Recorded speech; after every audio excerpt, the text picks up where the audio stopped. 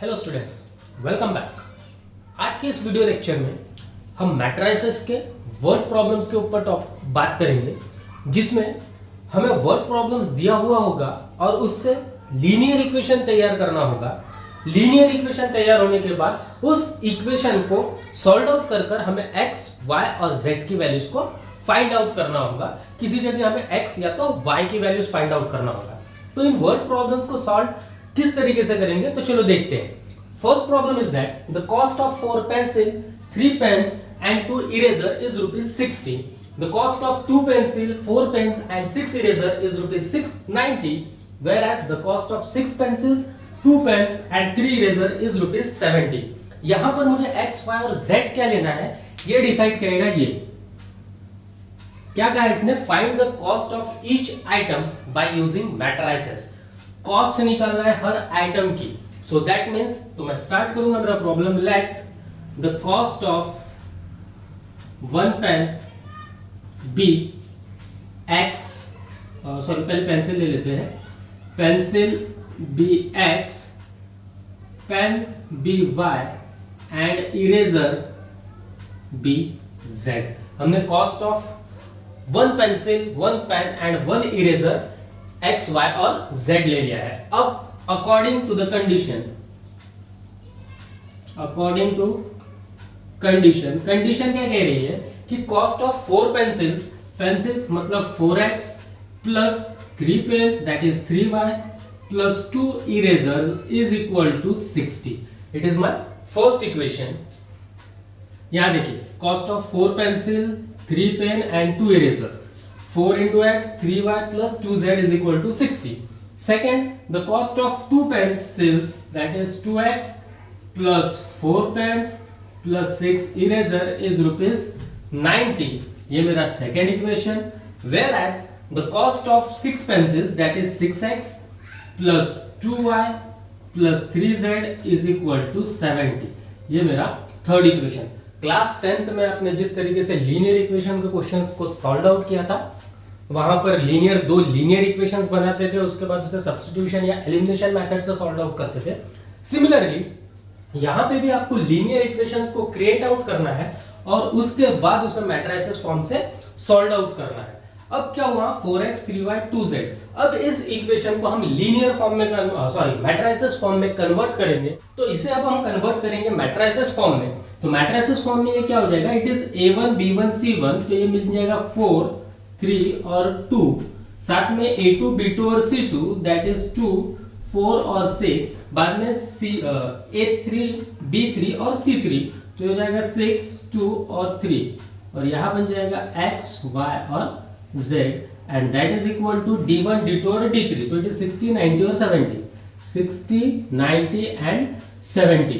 अब क्या करना है, इसे हमें by using reduction method से सॉल्व आउट करना होगा। रिडक्शन मेथड में हम क्या करते थे कि ये जो 3 टर्म्स है इसे हम जीरोस बना देते थे।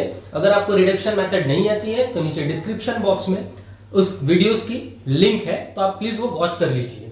तो यहाँ पर 2, 6 और 2 को हमें अपर ट्रायंगुलर मैट्रिसेस के फॉर्म में चेंज करना होगा और उसके बाद वहां से हमें x, y और z की वैल्यूज मिलेगी। तो चलिए इसे सॉल्व आउट करते हैं। तो सबसे पहला काम इस 2 को 0 करना। So it is state that r2 changes to 2r2 minus r1। Okay, 2r2 that is 4 minus 4 that is 0 हो जाएगा ये, इसलिए हमने ऐसा लिया है। It is 4, 3, 2। तो ये 0 हो गया। 4 2 8 minus 3 that is 5। 2 6 12 that is 10।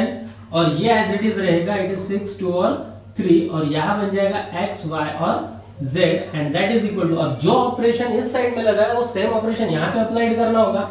2r2 2 into 90 that is 180 and 180 minus 60 that is 120, है ना। और ये हो जाएगा 60 और ये रहेगा 70। अब मुझे इस 6 को 0 करने की कोशिश करना है। सो मैं करता हूँ r3 changes to 6 2 12। Okay, 2r3 minus 3r1। क्यों ऐसा, तो 2 6 12, 3 4 12। ओके, तो यहाँ पे ये क्या हो जाएगा, ये 4 3 2, यहाँ पे बन जाएगा 0 5 10 और ये 2r3 दैट इज 6 ये हो जाएगा 0 अब देखिए यहाँ पे 2 into R three that is 4 minus 3 into R that is 9 that is -5 और ये 3 2 6 3 2 6 तो ये हो जाएगा 0। अब ये हो गया x y z is equal to, अब सेम ऑपरेशन मुझे यहाँ पर भी अप्लाइड करना होगा। 2 into R three that is 140 minus 3 into 60 that is -40। तो R3 की वैल्यू में क्या आ जाएगा -40, ये बन जाएगा 120 और ये बन जाएगा 60। तो यहां से देखिए मैंने तो 0 करना था इसे, पर एक चीज बेनिफिशियल होगी कि ये भी टर्म 0 हो गया, मतलब मैं यहां से वैल्यूज क्या मिल रही है, ऊपर का इक्वेशन नए तैयार हो रहे हैं। नए इक्वेशंस क्या तैयार हो रहे हैं, 4x plus 3y plus 2z is equal to 60। उसके बाद क्या बन रहा है, 0x plus 5y plus 10z is equal to 120 and next is 0x minus 5y plus 0z is equal to -40।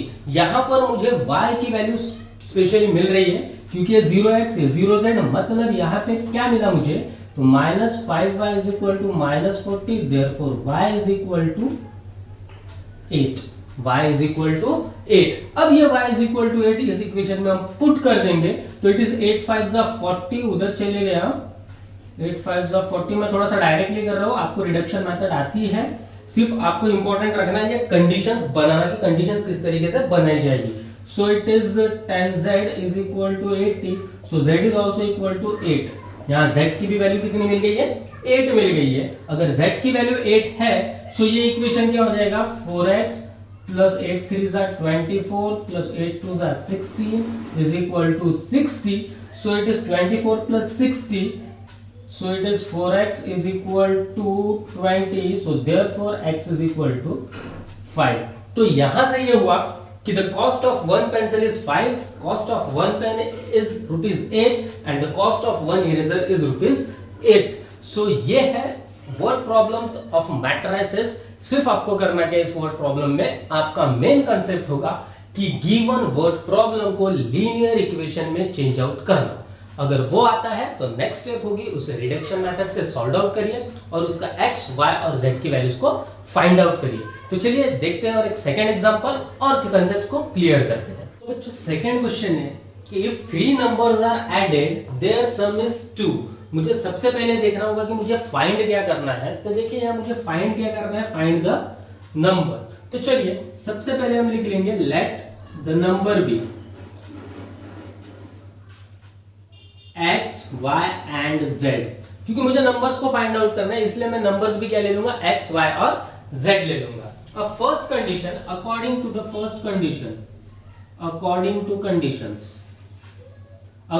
Conditions क्या हो रही है, पहली कंडीशन क्या कह रही है कि if 3 numbers are added their sum is 2। अगर 3 नंबर को ऐड कर दिया जाए तो उनका सम 2 होगा। That means x plus y plus z is equal to 2। ये मेरी फर्स्ट कंडीशन, ठीक है।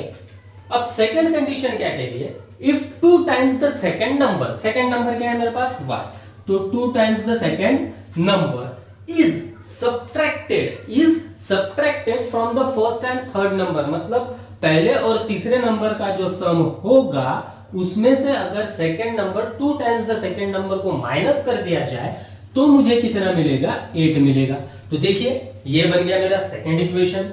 So it is x plus z minus 2y is equal to 8। थोड़ा सा इसे स्टैंडर्ड फॉर्म में लिख लेते हैं, तो x minus 2y plus z is equal to 8। तो ये बन गया मेरा सेकंड इक्वेशन। अब थर्ड इक्वेशन क्या कह रहा है, if 3 times the first number, if 3 times the first number, first number क्या था मेरा x, तो 3 times the first number is added कह दिया, चलो प्लस साइन लगा देते हैं, to the sum of second and third number, to the sum मतलब प्लस किसका, sum of second and third number। तो सेकंड नंबर क्या था y और थर्ड नंबर क्या था z।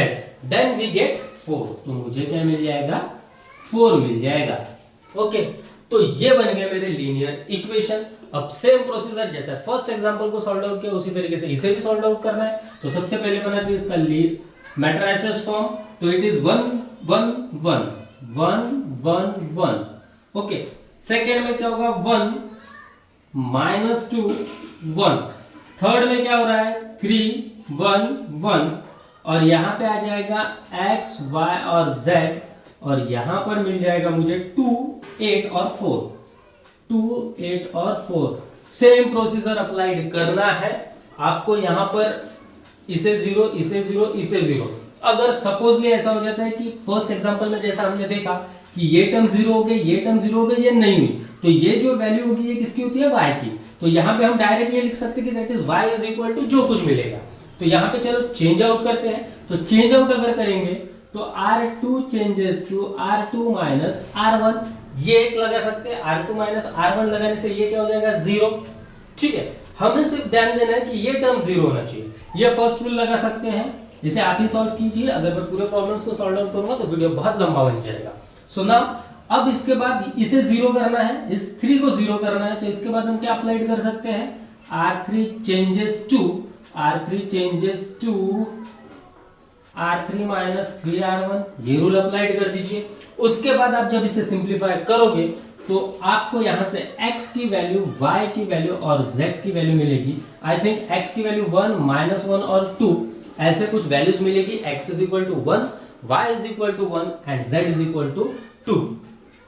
यहां पर सिर्फ मेन कंसेप्ट क्या है, तो मेन कंसेप्ट है ये कि गिवन वर्ड प्रॉब्लम्स को आपको लीनियर इक्वेशन में लिखते आना चाहिए। अगर जैसे ही लीनियर इक्वेशन में आप उन वर्ड प्रॉब्लम्स को लिखोगे तो वो वर्ड प्रॉब्लम आप मैट्रिसेस में कन्वर्ट कर सकते हो, और जैसे ही मैट्रिसेस में कन्वर्ट होगा तो बाय यूजिंग रिडक्शन मेथड, याद रखिए रिडक्शन मेथड का ही यूज करना है। रिडक्शन मेथड की मदद से आप x, y और z की वैल्यूज को फाइंड आउट कर लोगे। तो ये है एकदम सिंपल सा क्वेश्चन। एक और थर्ड क्वेश्चन लेते हैं जिसमें सिर्फ और सिर्फ हम एक न्यूमेरिकल लीनियर इक्वेशन को तैयार करेंगे। आगे का आप उसे खुद सॉल्व कीजिए। चलो बच्चों थर्ड क्वेश्चन देखते हैं। थर्ड क्वेश्चन कह रहा है the total cost of 3 TV sets and 2 VCR is ₹35,000. The shopkeeper wants profit of ₹1,000 per TV and ₹500 per VCR. He can sell 2 TV and 1 VCR and get the total revenue as ₹21,500. Find the cost price and selling price. बड़ा ही interesting question है ये। इस question में आपको थोड़ा सा logically use करना होगा। मुझे निकालना क्या है, तो यहाँ मुझे निकालना क्या है कॉस्ट प्राइस। कॉस्ट प्राइस निकालना है तो हम अज्यूम करेंगे कि let the cost price of TV be x and VCR be y। TV की कॉस्ट प्राइस होगी x और VCR की कॉस्ट प्राइस होगी y। अब यहां देखिए उसने फर्स्ट कंडीशन तो इजीली दे दिया। फर्स्ट कंडीशन क्या कह दिया कि cost of 3 TVs and 2 VCR। First condition तो इजी है हमारे पास according to condition. First condition क्या कह रही है कि cost of 3 TVs that means 3x plus 2 VCRs that means 2y is equal to 35,000। कितनी है 35,000 है।